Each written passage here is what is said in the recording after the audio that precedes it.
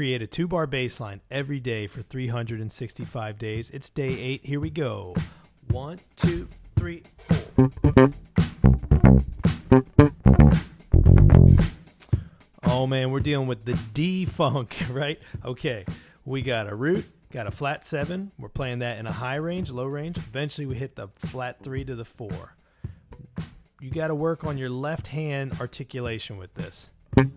It's kind of tricky at first. You can control the length of the note by your left hand and taking the pressure off. So I'm just going to get in the zone here. Play along with me. 3, 4.